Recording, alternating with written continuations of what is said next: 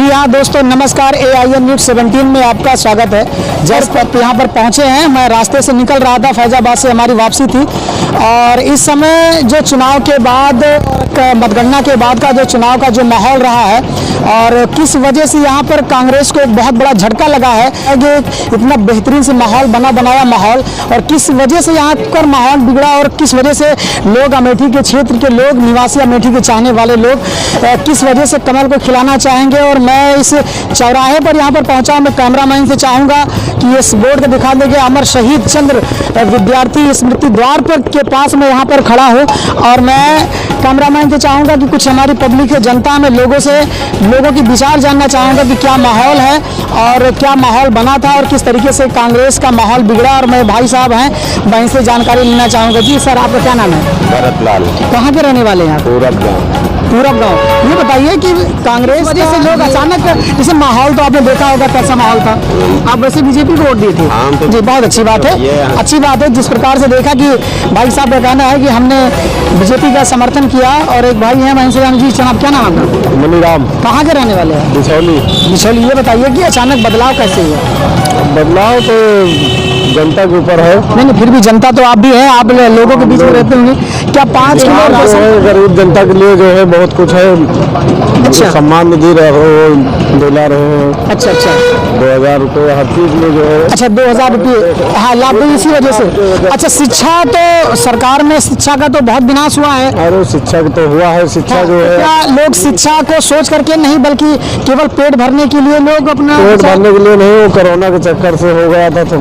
अच्छा, लेकिन और कोई वैसी बात नहीं है, तो सरकार वो काम लगा करके काम किया है। अच्छे काम किया, बहुत अच्छी बात है। आप देख सकते हैं, ये हमारा वारिसगंज रोड है और ये हमारा रानीगंज है। और इस रानीगंज के पास ये जिछौलिया मोड़ भी कहा जाता है। धीरे धीरे हम चल करके एक श्री राम स्वीट्स हाउस पर पहुंच रहे हैं। मैं कैमरामैन से चाहूँगा कि श्री राम स्वीट्स हाउस वाले से पहले हमारी मुलाकात होनी चाहिए। हाँ, अचानक बदलाव किस तरीके से हुआ और क्यों हुआ है? जी जनाब, आपका क्या नाम है? पंकज मौर्य। अरे मौर्य जी, कहाँ के रहने वाले हैं? पूरब गाँव। ये आप चाट बना रहे, कई रुपया पत्ता आप चाट दे रहे हैं भाई? 15 रुपये। अच्छा, 15 रुपये पत्ता, यानी महंगाई बढ़ चुकी है। अभी तो 10 रुपये पत्ता चल रहा था, लेकिन आज अब तेल और महंगा हो गया ना। क्या महंगा हो गया? क्यों भाई, तेल महंगा हो गया तो आप भी महंगा कर दिए हैं? हाँ सर। तो ये क्यों? तो ये बताइए, अभी हमारी ये जो सरकार हमारी पिछली 5 साल थी और फिर वही आ गई है, अपडेट हो चुकी है, ये कह सकते हैं डिजिटल लैंग्वेज में। तो ये बताइए कि महंगाई इस सरकार में बढ़ी क्या? महंगाई तो बहुत बढ़ी है। अच्छा, महंगाई अगर बढ़ी है तो फिर सरकार आप लोग वापस क्यों ले आए?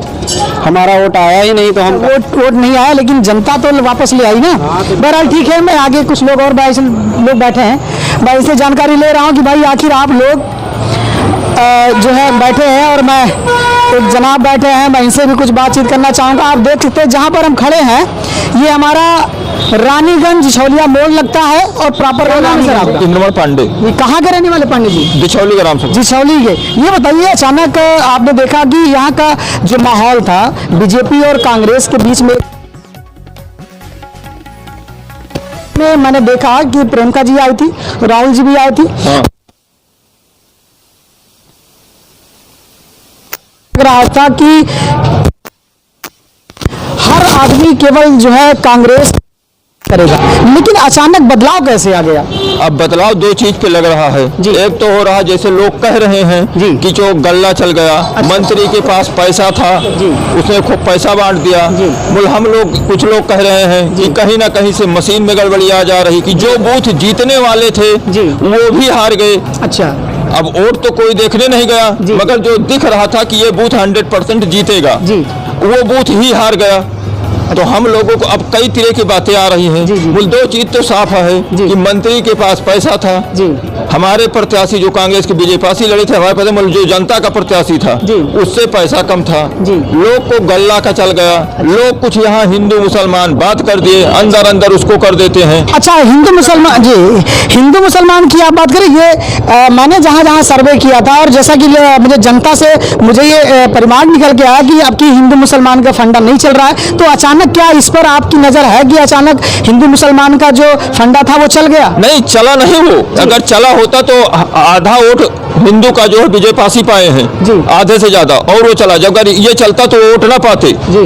वो चला नहीं, मगर जैसे लोग कुछ लोग ये कह देते अफवाह उड़ा देते हैं अच्छा। कि ये चल गया। और थोड़ा संगठन कांग्रेस का जी। वो काम नहीं करता, अच्छा, काम नहीं करता, संगठन यहाँ का काम नहीं करता। ये सबसे बड़ी बात है। पांडे जी का कहना है कि ये जो हमारी कांग्रेस पार्टी का जो संगठन है, संगठन में भी कुछ कमियां हैं और इस कमियां होने के कारण, कमियां होने की वजह से इसमें विकास में कहीं ना कहीं रुकावट आई है और इस पार्टी के लोगों के बीच में कहीं ना कहीं कमियां थी और ये संगठन की बहुत बड़ी कमी है जो कि कुछ लोगों से न मिल करके और इस पार्टी को बढ़ावा दे रहे थे। लेकिन जैसे कि चुनाव के दरमियान, चुनाव के बाद या चुनाव के बीच में कह सकते हैं कि अचानक लोगों का दिमाग बदल गया, मूड बदल गया और वो सब लोग भाजपाई हो गए, यही कहना चाहेंगे। हाँ, वो हो गए संगठन के तक यहाँ का, जब जैसे प्रियंका जी यहाँ के प्रभारी हैं जी।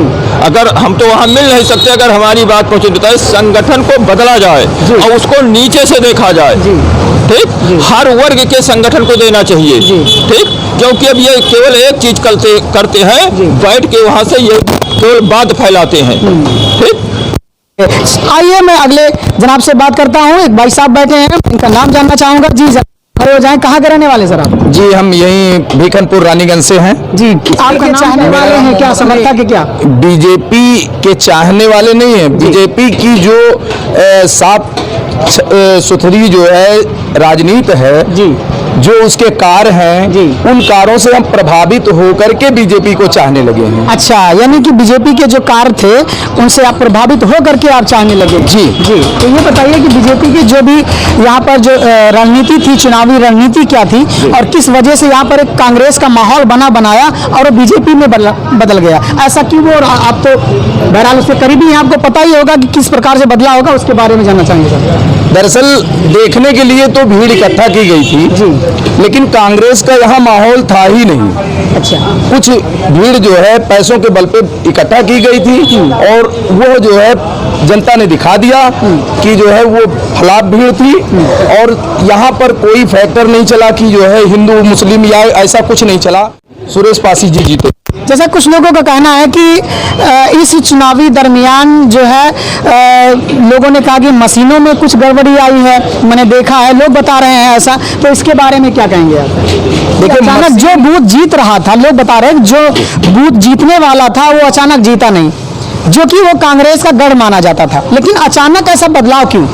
देखिए, ऐसा है कि जैसे लोग एक कल्पना कर सकते हैं, एक कयास लगा सकते हैं कि हाँ ये फला जो है फला को दिया, फला को दिया, लेकिन ये अपने वोट की गारंटी तो ले सकते हैं लेकिन अपने घरों की जो महिला हैं, बेटियां हैं, उनकी गारंटी नहीं ले सकते हैं क्योंकि इन्होंने अपना वोट कहीं और दिया है, इनकी महिलाओं ने कहीं और दिया है, इसीलिए बीजेपी जीत गई। जैसा कि भाई साहब का कहना है कि एक महिला अपने पति पर भी भरोसा नहीं कर सकती है और वैसे पति भी महिला पर भरोसा नहीं कर सकता है।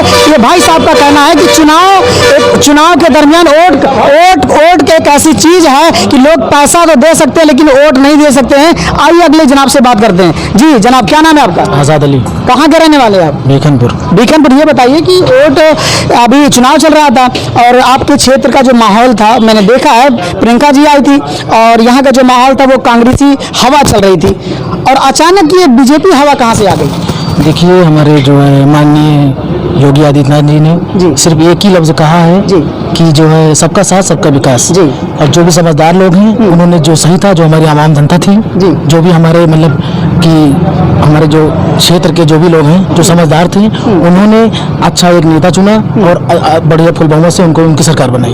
ये है सच्चाई और ये है ईमानदारी। आजाद अली नाम है। आजाद अली का कहना है कि सबका साथ सबका विकास की बात करते हुए इस वजह से अचानक पब्लिक ने जो है अपने दिल में ये बात लाई और इस वजह से मैंने अपना प्लान यानी विचार बदल दिया और हम सभी लोग बीजेपी के चाहने वाले बन गए। आइए एक जनाब से मैं पूछना चाहूंगा कि क्या नाम है सर, कहाँ के रहने वाले आप? हम तो सतीश कुमार सिंह हैं जी और रानीगंज में हूँ, बगल में प्रेमगढ़ है जी जी, जगदीशपुर विधानसभा है। तो ये बताइए सर कि अभी आपने देखा होगा कि आपके क्षेत्र में प्रियंका जी भी आई थी, ठीक, और राहुल जी अभी आए थे और माहौल यहाँ तक था वो कांग्रेसी माहौल था, हर जन के दिल और दिमाग में राहुल जी और प्रियंका जी चल रही थी। अचानक बीजेपी और योगी आदित्यनाथ कहां से आ गए? देखिए, माहौल था, हम भी दौड़ा कर रहे थे, क्योंकि मैं कांग्रेस का ही कार्यकर्ता हूँ जी और मैंने लंबे समय से भी देखा है कि अगर हवा किसी पक्ष में दूसरे जनपद में रही तो अमेठी में गांधी परिवार की हवा चलती रही। जी गांधी परिवार की हवा में गिरावट आ गई है। गांधी परिवार वजह नहीं है। जी। गांधी परिवार जिसको जिम्मेदारी देता है वो गांधी परिवार के बताए गए रास्ते पर चलता नहीं है, वो अपनी कांग्रेस बनाता है। मान लीजिए कोई डिस्ट्रिक्ट प्रेसिडेंट बनाया गया तो अपने जेबी आदमी अंडर बॉडी में रखते हैं, उनको पद देते हैं और जिससे डरते हैं उनको एक दो को दे दिया, बाकी इग्नोर कर दिया। अब मान लीजिए चुनाव जो हो रहा है, चुनाव का संचालन जिसके हाथ में था उसकी रणनीति नहीं ठीक थी, सिस्टमेटिकली उसका संचालन नहीं किया गया। यानी चुनाव को डायरेक्शन बताने वाला ही गड़बड़ था। हाँ, गड़बड़ था। जी। मैंने जो रणनीति जैसे बताई जाती है, अगर रणनीतिकार अनुभवी अच्छा है तो कम पैसे और कम संसाधन में चुनाव को अच्छा लड़ देता है। अगर रणनीतिकार अनुभवी नहीं है, समझदार नहीं है, तो ज्यादा पैसे में चुनाव को भी हार जाता है। तो एक कारण तो मैं देखो, सच को सच और गलत को गलत हमारी कहने की आदत है। तो मैं पहले अपनी कमी बताता हूँ कि चुनाव का संचालन ठीक नहीं था, मिसमैनेजमेंट था। फर्स्ट रीजन ये है। दूसरा रीजन आप समझ रहे हैं कि लोकल लीडरशिप कांग्रेस में दबाई गई। लोकल लीडरशिप का जैसे अंकुरण हुआ वैसे दबा दिया गया।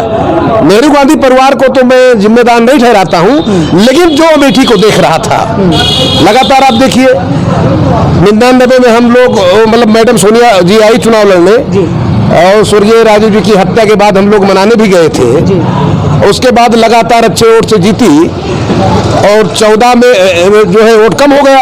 14 में वोट कम हो गया तो समीक्षा नहीं हुई, और समीक्षा हुई तो कुछ कार्यकर्ता, ऐसा शब्द नहीं बोलना चाहिए लेकिन बोलना पड़ेगा, दलाल टाइप के लोगों को बुला करके समीक्षा हो गई।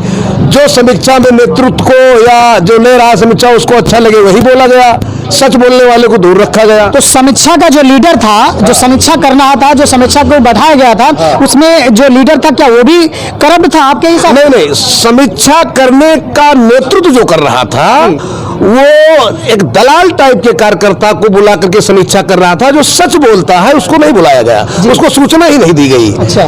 तो ये कष्ट हुआ अच्छे कार्यकर्ताओं को, और उसका परिणाम ये हुआ कि आकर के हम 2019 में एमपी हार गए। एक धीरज श्रीवास्तव आए थे, यहाँ भेजे गए थे, राहुल जी ने भेजा था, और चंद्रकांत पहले से देख रहे थे, उसके पहले कोई दूसरा देख रहा था। तो चंद्रकांत धीरज जी आपस में लड़ने लगे। अब तो जाकर के गहलोत कम्युनिस्ट में चेयरमैन बन गए हैं। आपस में लड़ने लगे, कार्यकर्ता की सच्ची बात को नहीं माना, अपने को पता नहीं क्या तीरंदाज समझ रहे थे।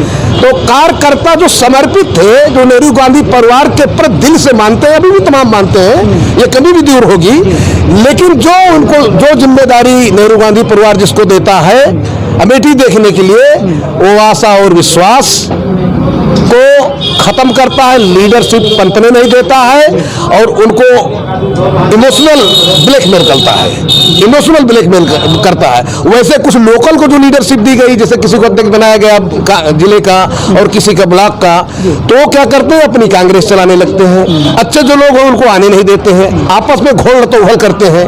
तो आपके हिसाब से जो है यहाँ का जो लीडरशिप है, जो छोटे बड़े पद दिया गया था कांग्रेस के, कांग्रेस पार्टी के जो राष्ट्रीय डायरेक्शन ही गलत था, और अगर डायरेक्शन गलत था तो इस हिसाब से, जिस हिसाब से अपने आप देखा चुनाव का जो माहौल था, कुछ वोट यहाँ से वोट बैंक बन चुका है कांग्रेस का, तो अगर डायरेक्शन गलत था तो इतनी वोट आएगा कि अगर हमें 2024 चुनाव में हम लड़ाई लड़नी है तो हमें सबसे पहले अपनी कमेटी को अपने घर का मालिक बनाएंगे।